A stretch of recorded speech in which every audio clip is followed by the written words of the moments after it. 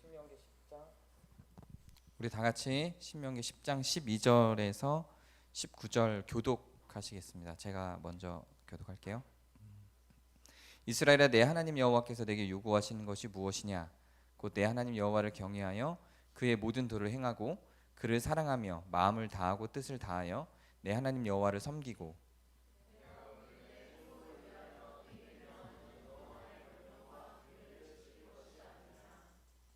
하늘과 모든 하늘과 땅과 그 위의 만물은 본래 내 하나님 여호와께 속한 것이로되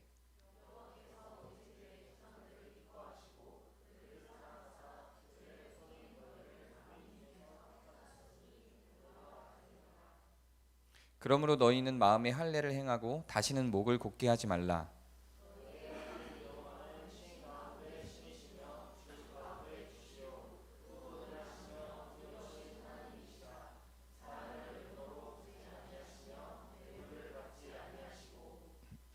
고아와 과부를 위하여 정의를 행하시며 나그네를 사랑하여 그에게 떡과 옷을 주시나니 너희는 나그네를 사랑하라. 전에 너희도 애굽 땅에서 나그네 되었음이니라. 아멘.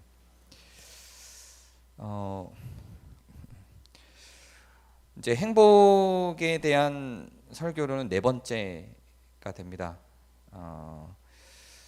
그 내용들을 좀 정리하면서 지난주 설교 질문 후에 추가 질문이 올라온 내용들도 좀 있고 해서 그런 내용들을 같이 답변하면서 오늘 설교를 좀 이어가 보려고 합니다. 참고로 오늘은 질문하는 설교 주간은 아니고요. 설교만 하는 주간인데 여러분 그 설교가 진행되는 동안 혹은 설교 후에 이전과 같지 않게 질문거리들이 생겨나고 있다면 매우 좋은 현상입니다. 그런 게 계속 반복이 되고 질문이 자연스러워지면 매주 질문이 있는 구조로 가는 것이 더 좋기도 합니다. 그건 차후에 이제 여러분 의견을 좀 모아서 진행을 그렇게 해보도록 하겠습니다. 먼저 추가된 질문들 중에 그 행복에 대한 정의 부분이 있었어요. 그래서 그 내용을 좀 정리를 해보면 요거는 성경적 정리라기보다 그냥 어떤 용어 정리 정도가 될 것 같은데 제가 지난주에 했던 설교가 기본권에 가까운 것 같다. 이제 이런 의견이 있었고 실제로 되게 잘 보신 거예요. 근데 복이라는 개념이 기본권이라고 하는 용어로 전환되기는 좀 어려울 것 같고요.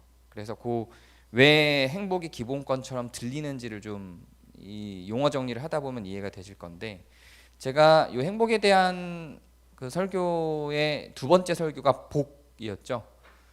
축복이었습니다. 그래서 복에 대한 개념, 행복에 대한 개념을 보려면 이 세 가지로 구분을 좀 해주실 필요가 있어요. 복 혹은 축복이고요. 영어로는 blessing이 돼요. 그리고 즐거움이 있습니다. enjoyment. 그리고 행복이 있어요. happiness가 있어요. 복이라고 하는 거는 우리의 내적 상태에서 우리에게서 일어나는 게 아니에요.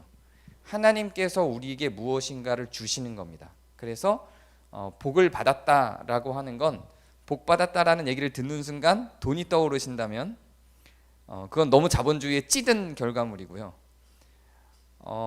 복 받았다라고 하는 개념에 대해서 자본주의와 연결하지 말자고 정의 내리면서 했던 설교가 있었죠. 복에 대한 축복에 대한 설교가 이 복이라고 하는 개념은 기본적으로 즐거움이나 행복을 누릴 수 있는 외부적 조건이 하나님으로부터 혹은 하나님이 아니더라도 외부 환경, 특정한 어떤 권위로부터 주어져 내린 것입니다. 예를 들어서 우리가 건강하게 아프지 않고 태어난 것도 일종의 복이라고 여기죠. 동양 사상에서는. 거기부터 출발해서 부유한 부모님 밑에서 태어난 것도 복이라고 여기죠. 관점이 다른 경우에 그렇지 않다고 생각할 수 있어요. 오히려 자생력을 잃기 때문에 아니다 이런 주장이 있을 수 있으나 이건 성경적인 이야기를 하는 게 아니에요. 그냥 이해를 돕기 위해서 복의 개념을 설명하는 겁니다. 오해하시면 안 돼요. 제가 그렇게 생각한다는 게 아니에요. 복에 대한 개념 설명을 위해서 이렇게 어떤 외부적 조건이 만들어지는 걸 복이라고 해요. 그래서 복을 받는다고 하지 그리고 내가 복이 있다라고 하는 건 그런 외부적 환경 조건들이 나에게 어떤 도움을 준다고 하지 내가 복을 생산해내지는 않아요. 복이라는 건 그렇게 사용이 되는 거예요. 용어상.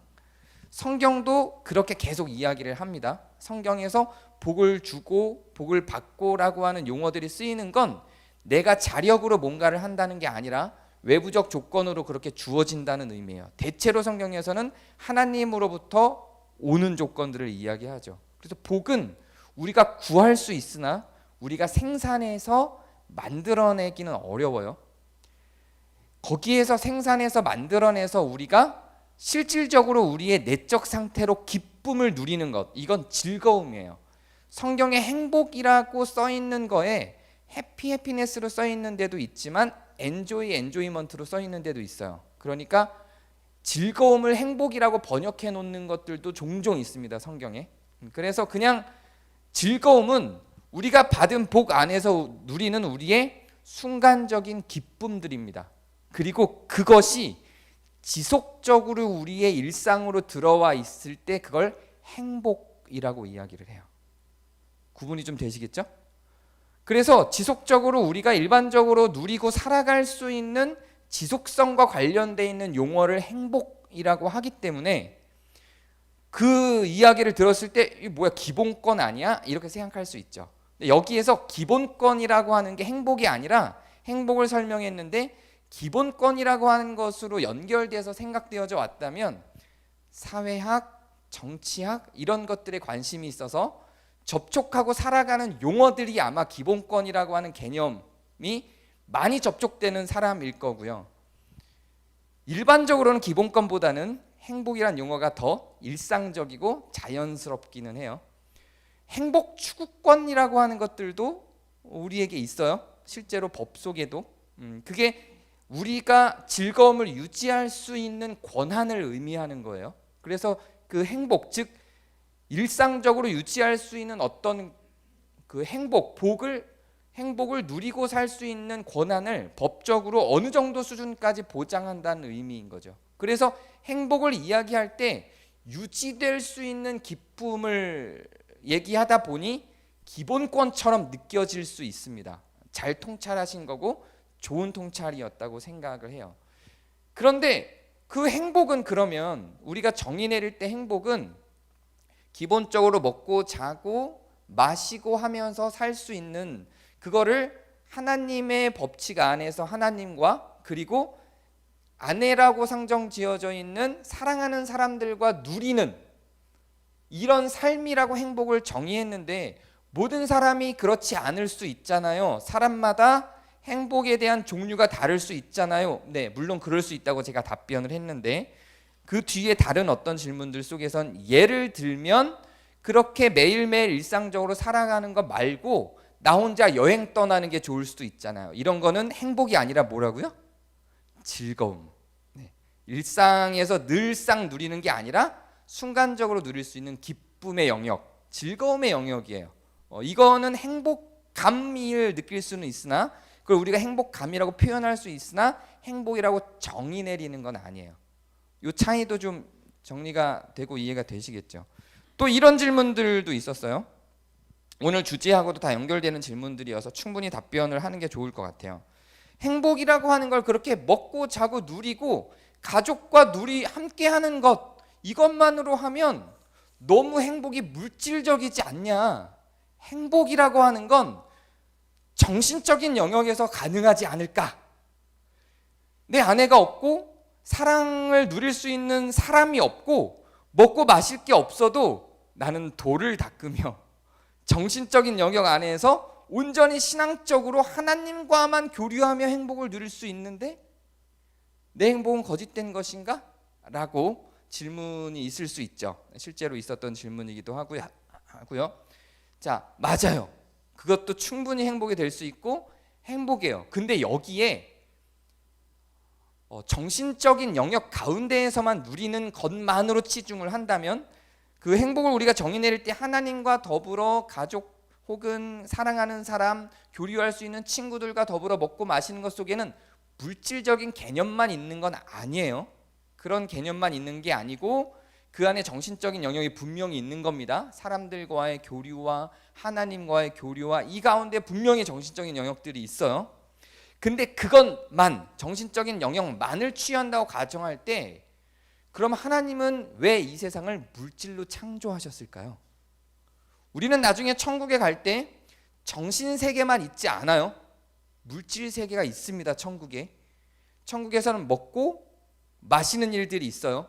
하나님은 우리를 창조할 때 만약에 행복이 정신적인 영역 안에서만 나타난다면 육체의 물질을 창조하실 이유가 없어요. 정신의 세계 속에서 모든 행복을 추구하고 육체를 통한 행복을 하찮고 하등하게 여기는 철학이 플라톤주의라고 부르고요. 헬레니즘도 이 역량 안에서 나타나 있어요. 이거는 철학적인 역량이지 성경이 아니에요. 성경은 물질적인 측면을 간과하지 않습니다. 육체적인 측면을 간과하지 않아요. 성경이 즐거움과 행복에 대해서 이야기할 때 우리가 먹고 마시는 신체적이고 육체적인 행복을 늘상 같이 이야기합니다. 그래서 자유라든가 공의라든가 평화라든가 사랑이라든가 하는 것들을 이야기할 때 먹고 마시는 일들을 간과시키지 않아요. 만약에 정신적인 것만 성경이 정말 강조하고 그게 하나님의 뜻이라고 한다면 하나님은 영이시니 신체와 상관없이 영적인 것들로만 가고자 한다면 우리는 고아와 과부를 도울 이유가 없어요. 정신세계 속에서만 살아가면 돼요. 이게 그동안 한국교회가 이분법적으로 물질과 영적인 영역을 나누고 영적인 것에만 집중해서 물질은 교회로 끌어들여서 교회를 물질적으로 키우게 만들고 성도들은 오직 영적인 것만 추구하게 만든 구조예요. 거기에 빠져 있으면 안 돼요. 우리의 누림은, 우리의 행복은 지극히 정신적이고 지극히 신체적이기도 합니다. 그래서 물질과 정신을 하나님은 같이 창조하셨고 이것은 우리 가운데 늘상 함께 있는 거예요. 철학의 영역에서는 심신일원론이다, 심신이원론이다 이렇게 나눠서 얘기를 해요. 심신, 마음과 육체가 이원, 두 개다, 아니다, 하나다 이렇게 얘기하는데 성경적인 입장은 그동안 과거의 오랜 근본주의적 발상 속에서 나온 것은 이원론이고 육체는 욕망의 노예이고 육체는 억압해야 되는 것이고 정신만을 추구해야 되는 것이라고 이야기를 하는 경향성이 많이 있었으나 그렇지 않습니다. 성경은 지극히 물질을 많이 이야기하고요. 지극히 신체를 소중히 이야기하고 천국에서도 신체는 유지가 됩니다. 그래서 제가 이렇게 말한다고 해서 정신적인 행복을 폄훼하거나 낮다고 이야기하는 게 아니에요. 같다고 이야기하는 거예요. 신체적인 행복도 추구하고 정신적인 행복도 추구해야 하는 것이지 이 둘 중에 어떤 하나도 폄훼될 수 없는 연결된 것들이라고 이야기를 하는 겁니다. 그래서 육체를 폄훼해도 되고 정신만 추구하는 것이다라고 하는 발상은 사실상 성경에 그런 언급이 아주 없는 건 아니에요. 그런데 성경이 정신을 추구하도록 요청하는 요절이 있으나 그렇게 요청할 때에는 육체만 쫓는 사람에 대한 전제가 있어요. 물질과 육체만 쫓는 사람에 대한 전제가 있을 때 정신을 봐라 라고 하는 것이지 육체가 무의미하다라고 하는 게 아니에요. 그래서 그 맥락과 배경을 분명히 보셔야 합니다. 자, 그러면 그리고 하나 마지막으로 남은 질문은 그러면 이렇게 육체적으로 간다고 했을 때 먹고 마시는 그 기준, 먹고 마시는 기준을 어느 정도로 설정해야 하는 걸까요? 이거는 지난주에도 나오고 오늘도 받은 질문이기도 한데 그럼 먹고 마시는 수준이 어떤 사람은 된장국일 수 있고 어떤 사람은 캐비어일 수 있는데 어떤 기준으로 그걸 잡아야 할까요? 자, 그거는 성경이 거기에 대해서 크게 가치 부여를 하지 않아요. 그 기준은 사실은 정황과 상황마다 다를 거예요. 만약에 제가 있었던 남수단에서는 하루 한 끼만 먹어도 잘 사는 거예요. 그래도 괜찮아요. 근데 우리나라에서 하루 한 끼만 먹는다고 하면 어떻게 라거나 다이어트 중이구나 라고 하겠죠. 그래서 이거는 기준이 상당히 많이 다르기 때문에 어떤 수준이라고 딱 정확하게 완전하게 선정해서 이렇게 이야기할 수는 없어요. 그건 개인이 판단할 수 있는 것이고, 이 부분은 오히려 오늘 설교를 통해서 조금 더 확실히 대답을 할 수 있을 것 같아요. 이건 오늘 설교 주제 중에 하나로 들어갈 것 같습니다. 그리고 그 행복에 대한 정의에 대해서 불만이 있을 수 있어요. 내가 생각한 행복에 대한 정의와는 다를 수 있어요. 근데 여기에 대해서는 저는 논증거리는 아니라고 생각해요. 성경을 바라보고 설교를 하는 방법이 크게 세 가지로 나눠요. 캐리그마라고 하는 개념이 있고요, 교리 변증 방법이 있고요, 디다케라고 하는 개념이 있어요. 캐리그마라고 하는 건 기본적인 원리여서 그냥 선포하는 거예요. 굳이 설득하거나 변명하거나 변증하거나 논리적으로 구성할 필요가 없는 그런 걸 캐리그마라고 해요. 이 캐리그마 설교를 할 때는 질문 안 받아요. 질문해도 답할 게 없어요. 그 선언한 게 전부예요. 여러분, 하나님은 살아계십니다. 이것도 캐리그마를 넘어서 교리의 영역으로 끌고 가려고 하는 많은 시도들이 있기는 해요.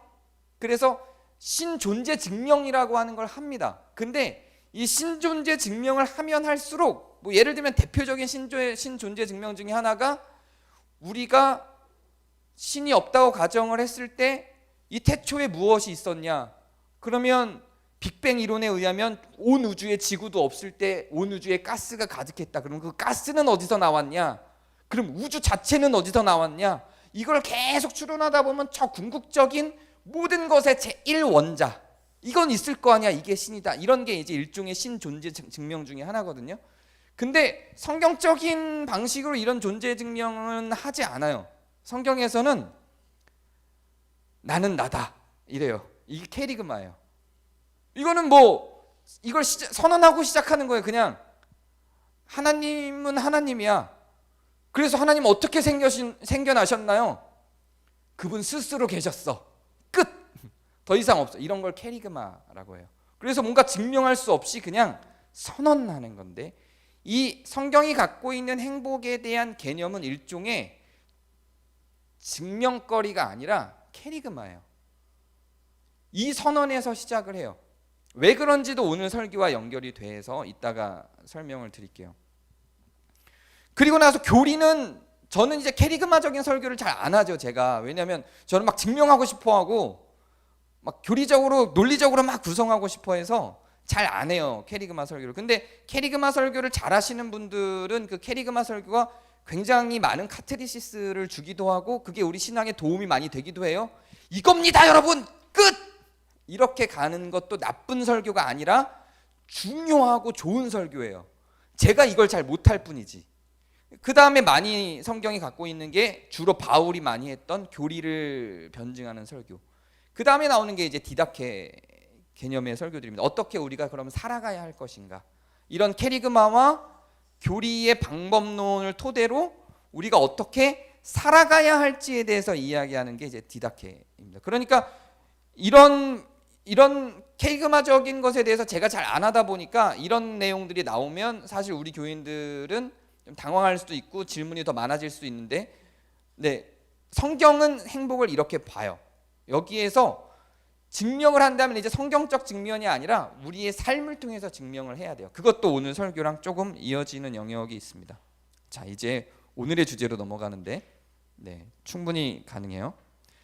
답변이 좀 길었죠? 근데 주제와 다 연결이 되기 때문에 그렇습니다. 오늘 말씀에선 이렇게 이야기를 하죠. 우리의 행복을 위하여 라고 하는 전제가 붙어요. 10절입니다. 우리의 행복을 위하여. 행복을 위하여, 지금까지는 행복이 무엇인지를 배웠다면 행복을 위하여 무엇을 할지에 대해서 나오는 게 오늘 이야기예요. 우리의 행복을 위하여 뭘 하라고 하냐면 하나님의 명령과 규례를 지키도록 이야기를 합니다. 행복을 위하여 뭔가를 수고하고 노력해서 그 행복과 연결되어 있는 뭔가를 생산하고 산출을 하면 될 것 같은데, 그렇게 하지 않고 행복을 위해서 하나님의 명령과 규례를 지키래요. 이게 왜 이렇게 연결이 될까요? 왜 하나님의 명령과 규례를 지키도록 할까요? 왜냐하면 하나님이 우리를 창조하시고 살게 만드신 역사가 원래는 처음에는 규례와 명령 가운데 있지 않았죠. 이 규례와 명령이 왜 생겼는지부터 생각해 볼 필요가 있어요. 하나님께서 율법을 왜 만드셨나요? 처음엔 율법이 없었어요. 근데 어느 순간 모세를 통해서 율법이 주어졌죠. 물론 그 이전에도 율법이라기보다 언약은 있었어요. 네가 저 선악과만 먹지 않으면 이 세상의 모든 것들을 다 네가 누리고 살 수 있어 라고 하는 일종의 약속, 언약은 있었죠. 그런데 그 언약이 깨지면서 인간이 복을 잃고 행복을 잃고 막사니즘으로 살아가기 시작하면서 그것들이 전부 다 행복에서 벗어나는 거예요. 전부 행복에서 벗어나고 복된 삶에서 벗어나니까 하나님께서 그걸 다시 추스려 만들기 위해서 전해주신 게 하나님의 명령과 규례예요. 그래서 이 명령과 규례가 목적하는 바 자체가 사실은 우리의 복을 제한하기 위한 게 아니라 우리의 복을 위한 거예요. 이게 굉장히 우리를 고민하게 만들어요. 하나님의 명령과 규례는 우리가 늘 누릴 즐거움을 제한하기 위해서라고 생각하는데 그렇지 않아요. 하나님의 명령과 규례는 우리의 복을 누리게 하기 위함이에요.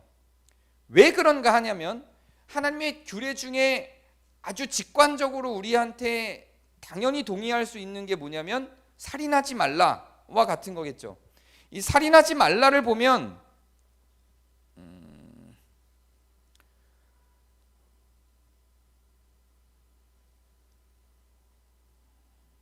살인하지 말라를 보면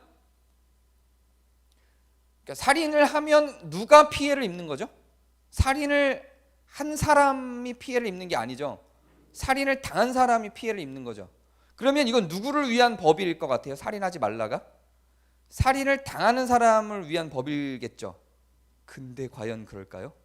그렇게만 여겨지지 않죠. 살인을 당한 사람을 위한 것이기도 하지만 살인을 한 사람을 위한 것이기도 해요. 이 살인을 한 사람 그 다음은 어떻게 돼요? 살인하지 말라에 대한 그 율법, 구약의 율법 설명을 보면 이 살인을 하면 그 사람이 이제 복수의 대상이 돼요. 복수의 대상이 돼요. 그래서 살인을 당한 사람의 가족들이 이제 이 살인을 한 사람을 죽이기 위해서 쫓아오는 구조가 그려져요. 성경에 나오는 내용이에요. 그러면 이 살인을 한 사람을 보호하기 위해서 또 법이 만들어져요. 이 사람이 도망갈 수 있는 도피성을 만들어요.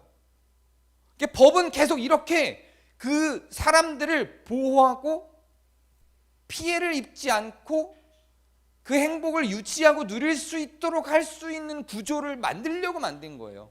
그걸 제약하려고 만든 게 아니에요.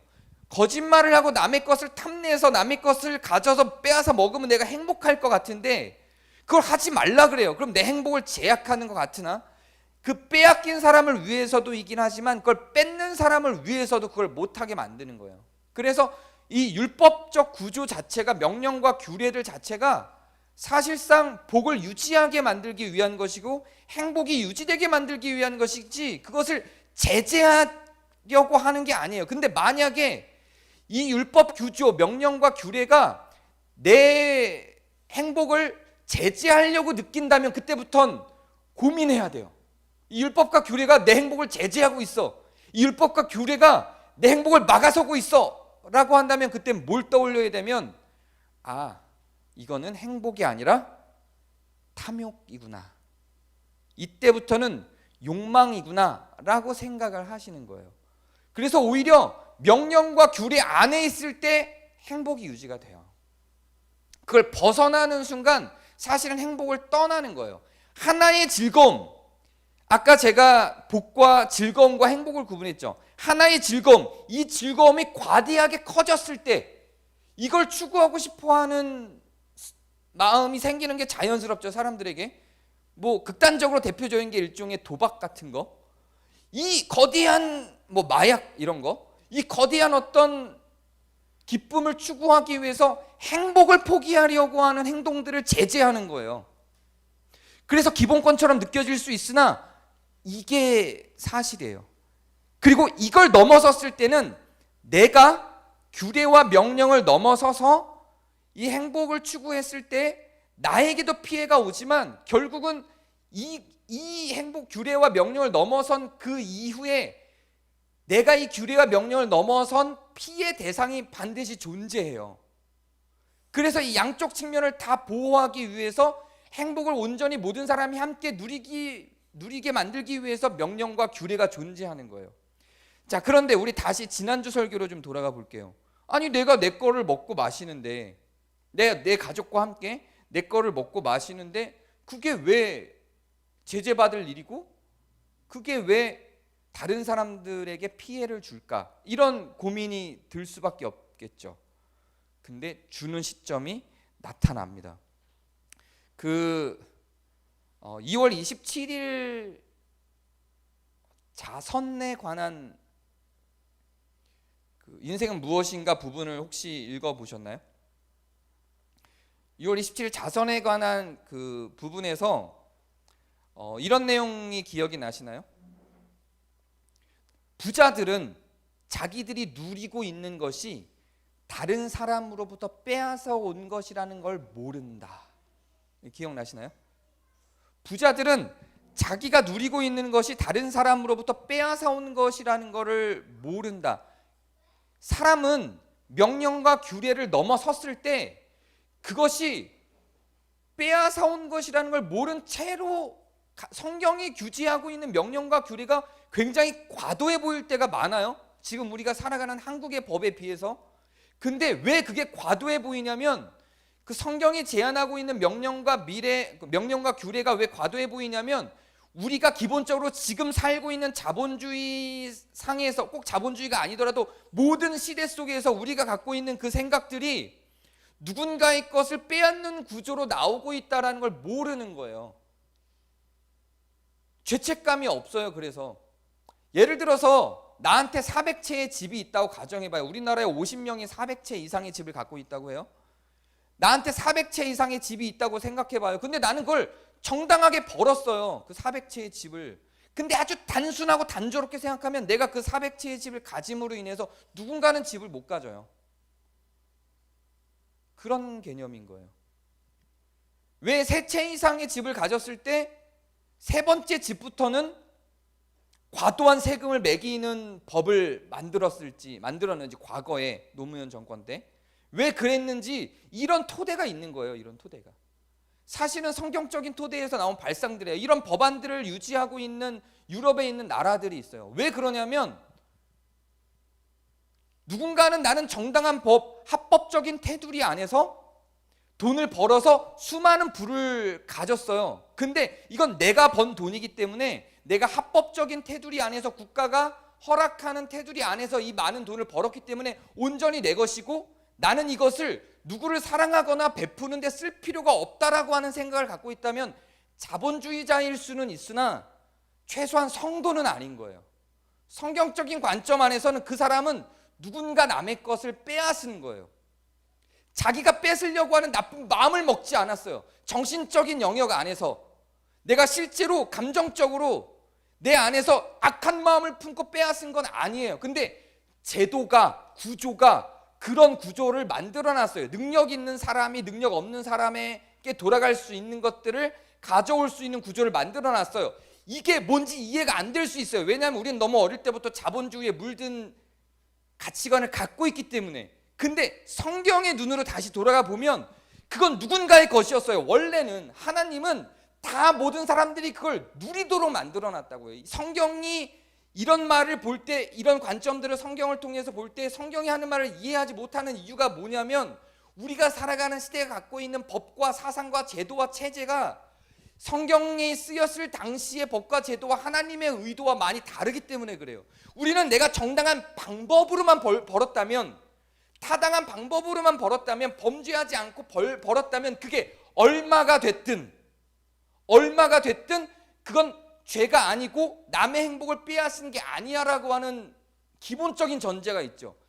과정만 정당하면 결과는 상관이 없어요. 근데 성경 과정도 결과도 다 봐야 한다고 하는 거예요. 기본적으로 하나님은 이 세상을 만들 때 모든 사람이 다 같이 누리고 살도록 만들었는데 누군가가 누리지 못하고 있다면 누군가는 그것들을 가져간 거예요. 이 얘기를 함과 동시에 이런 생각을 하시는 분이 있을 거예요. 공산주의잖아요. 어떤 측면에서는 공산주의처럼 성경은 폭력적이지 않죠. 자율적이죠. 사람들의 선택에 맡기죠. 공산주의 안에 있는 모든 것들이 다 악하지 않죠. 그게 왜 악해요? 공산당이 권력을 갖고 그걸 결정하는 게 악한 것이고, 거기에 폭력을 허용하는 게 악한 것이고, 부자가 된 사람들은 무조건적으로 적이라고 간주하는 게 악한 것이지, 그렇게 다 함께 살자, 나눠서 살자, 자선을 베풀고 공동체 안에서 같이 함께 행복을 누리고 살아가자라고 하는 건 악한 게 아니에요. 그건 지극히 성경적이에요. 여기에서 명령과 규례가 있어요. 왜 행복을 위해서 명령과 규례를 봐야 한다고 하냐면 이런 거예요. 내 즐거움, 하나의 즐거움을 위해서, 내 행복의 수위를 높이기 위해서 다른 것들을 착취하는 구조로 간다면 그 사람도 결국은 결과적으로 행복에 이르지 못한다라고 하는 게 성경적인 관점이에요. 그래서 계속해서 성경은 뭘 이야기하냐면 그 뒤에 뭐라고 해요? 이 사람들에게 목을 굳게 하지 말고 내 행복을 위해서 뭐라 그러냐면 목을 굳게 하지 말래요. 목을 곧게 하지 말래요. 명령과 규례를 지키라고 하고 목을 굳게 하지 말래요. 그리고 뭐라 그러냐면 나그네를 사랑하래요. 내 행복을 위해서. 이상하죠? 내 행복을 위해서 성실하고 열심히 하고 게으르지 말고 뭘 더 벌고 잠을 줄이고 더 열심히 해서 이렇게 이야기하는 게 아니에요. 내 행복을 위해서 명령과 규례를 지키고 목을 굳게 하지 말고 마음의 할례를 받고 나그네를 사랑하래요. 이 뒤에 명령과 규례를 지킬 것이 아니냐라고 하고 그 뒤에 나오는 내용은 딱 3개예요. 행복을 위해서 우리가 지킬 내용 딱 3개 말이에요. 마음의 할례를 하고 목을 굳게 하지 말고 나그네를 사랑하래요. 나머지는 그렇게 해야 되는 하나님의 속성이 나와요. 우리가 지킬 건 이 3개예요. 내 행복을 위한 건데 왜 나그네를 사랑하래요? 이런 원리 때문인 거예요. 그리고 하나님은 고아와 과부를 위해서 일하시는 분이시라고 기록을 하고 있어요. 행복은 정의가 내려졌죠. 가족과 함께, 사랑하는 사람과 함께, 연인과 친구와 아내와 남편과 어쨌든 함께 누릴 수 있는 사람과 함께 오늘 잘 자고 잘 먹고 잘 마실 수 있는 것, 그게 행복이라고 하는데, 근데 나 혼자 그것을 성취하려고 한다면 그거는 행복을 유지할 수 있는 게 아니라고요. 그걸 유지하기 위해서 뭘 해야 되냐면 다른 사람을 돌봐야 돼요. 이웃만이 아니에요. 나그네는 나와 상관도 없는 사람이에요. 나그네라고 하는 건 결국 집도 없고 직업도 없는 사람이에요. 그런 사람들을 돌보는 것, 이게 이 행복을 유지하기 위해서 할 수 있는 일이에요. 성경이 기가 막혀요. 이게 만약에 유지가 안 되고 나그네가 막 양산되면 어떻게 될 것 같아요? 노예가 막 양산되면 어떻게 될 것 같아요? 그리고 나 혼자 막 잘 살고 내가 이 세상의 부를 다 갖고 있으면서 나는 행복을 온전히 누리면서 그렇게 나그네들이 막 양산되는 시대가 오면 어떻게 될 것 같아요? 무슨 일이 벌어질 것 같아요? 혁명이 일어나요. 사람에 대한 생명을 존중하지 않는 일들이 일어나요. 성경은 여기까지 봐요. 제가 과도한 해석이라고 생각할 수 있을지 모르지만 과도하지 않아요. 앞으로 우리가 살펴볼 성경이 갖고 있는 법이 여기까지 봐요. 안식일이 그래서 만들어지는 거고 안식년이 그래서 만들어지고 희년이 그래서 만들어져요. 여기까지 보는 거예요. 인간의 행복을 위해서 나 혼자 욕심 부리지 말고 옆을 보라는 거예요. 내 옆이 아니라 저 나그네까지 사랑하라는 거예요. 이웃을 사랑하는 것까지는 오케이. 힘들지만 가족 사랑을 넘어서 이웃 사랑까지 하겠어. 근데 거기서 안 끝나요. 나그네까지 사랑하래요. 이 미친 거 아니에요? 나그네를 어떻게 사랑해요? 근데 나그네까지 사랑하래요. 왜? 뭐 때문에? 내 행복을 위해서요. 내 행복을 위해서. 지금 아주 단적인 예로 우크라이나가 망가지는 것으로 우리한테까지 경제적인 영향이 오죠. 프랑스 혁명이 왜 일어났어요? 나그네가 많아서 일어난 거예요. 프랑스 혁명이. 나그네가 계속 많아지니까 혁명이 일어나요. 지금 아프리카 저대로 두면 무슨 일이 발생할 것 같아요? 저 기아와 전쟁이 끊이지 않고 계속 일어나는 저 거기서 나오는 그 전쟁으로 인해서 나오는 물자와 자본으로 지금 미국이 살아가죠. 죄송해요. 이건 정치적 발언이 아니에요. 이건 사실이에요. 그렇게 살아가요. 자본은 그렇게 흘러가요. 그러면 이게 계속되면 무슨 일이 일어날 것 같아요, 세상에? 성경은 이걸 보는 거예요. 그거는 먼 일이지 내 일은 아니잖아요. 이렇게 생각할 수 있죠. 그건 나중 일이지. 그거는 내 자녀 때에서나 일어날 일이고 내 자녀의 자녀에 대해서나 일어날 일이지 저한테 일어날 일은 아니에요. 그럴 수 있어요. 근데 성경은 한 시대만 보고 한 생애만 보지 않거든요. 행복이라고 하는 건 지속성이에요, 결국은. 그래서 이 생각에서 이미 성경적인 행복은 물 건너간 거예요. 그건 나중 일이고 내가 신경 쓸 일은 아니에요. 나하고는 상관이 없어요 라는 생각을 먹는 순간 성경적인 관점에서 행복은 포기한 거예요. 그때부터는 탐욕이에요. 이기적인 탐욕이에요. 나만 살겠다라고 하는 거예요. 성경적이지 않아요. 최소한 하나님의 마음은 아니에요. 하나님의 마음에서 행복은 내가 지금 이 순간에서의 살아가는 행복만이 아니라 10년 뒤, 20년 뒤 내 자녀의 때에 내 손자의 때까지 행복들까지 바라보고 가는 거예요. 그 방법으로 성경이 제시한 게 뭐냐면 나그네를 사랑을 하는 거예요. 우리가 할 일은 어쩌면 간단해요. 무슨 정치를 바꾸자는 게 아니에요. 성경에 제안하는 게 막 정치를 바꾸고 뭐 엄청난 혁명을 일으키고 이러는 게 아니에요. 목을 굳게 하지 말고 곧게 하지 말고 마음의 할례를 받고, 그리고 마음의 할례를 받는다는 게 아까 처음에 얘기했던 정신적인 영역을 추구하는 거겠죠. 그리스도인이 되고 내 삶의 방향성을 탐욕에서 하나님께로 향하는 거겠죠. 그리고 나그네를 사랑하는 거예요. 불가능한 건 아니에요. 단지 아까울 뿐이에요. 내 시간과 내 힘과 에너지와 내 돈과 그런 것들이 나그네에게 흘러가는 게 아까울 뿐이지 불가능하거나 어려운 일을 제시하는 게 아니에요. 근데 그렇게 흘러가는 게, 그렇게 흘러가게 만드는 게 내 행복을 위한 거라고요. 성경은 이 세상의 구조와 체제와 이런 것과 상관없이, 사회와 국가와 이런 것과 상관없이 하나님과 나의 1대1 관계로 내가 뭔가를 열심히 해서 하나님께 딱 주면 하나님이 거기에 대한 응당한 대가를 딱 주고 이렇게 써 있지 않아요. 사회를 생각하고 이웃을 생각하고 국가를 생각하고 전 세계를 생각하고 기본적인 인간들의 마음까지 확장을 해서 구조화를 하고 그렇게 법을 만들고 그런 교훈을 가르쳐요. 그렇게 편협하지 않아요. 여기까지 시야를 넓혀서 지금 오늘 우리가 행복이란 무엇인가 해서, 인간이란 무엇인가를 거쳐서, 인생이란 무엇인가를 거쳐서 행복이란 무엇인가를 통과해서 희년까지 가는 길에 이 논리가 계속 나와요. 이제 안식년 들어가면 지금 제가 말한 이 논리가 제 과대 해석이 아니라는 것을 충분히 이해할 거예요. 제 설교가 이런 지적도 있었어요. 원포인트가 아니라 자꾸 딴 길로 흐른다. 딴 길로 흐르는 게 아니고요. 원포인트를 향해서 오늘의 포인트를 가져가는 거예요. 주제는 저기 10월 달에 가 있어요. 그걸 향해서 오늘의 설교를 구성한 거기 때문에 거기에 있는 걸 지금도 조금씩 설명해 놓지 않으면 그 설교가 무의미해질 수 있어서 계속 가야 되고요. 그리고 이렇게 끌고 가려면 어떤 공격이 있을 거기 때문에 그거에 대한 방어망을 구축하기 위해서 원포인트로 나그네를 사랑합시다라고 끝내지 않고 다른 구조물들을 자꾸 넣을 수밖에 없어요. 왜냐하면 이게 희년으로까지 가야 되니까. 그래서 다 함께 잘 사는 세상을 어떻게 성경에 제안하고 있는가까지 가야 되니까요. 그 중에서 첫 시작은 나그네를 사랑하는 거예요.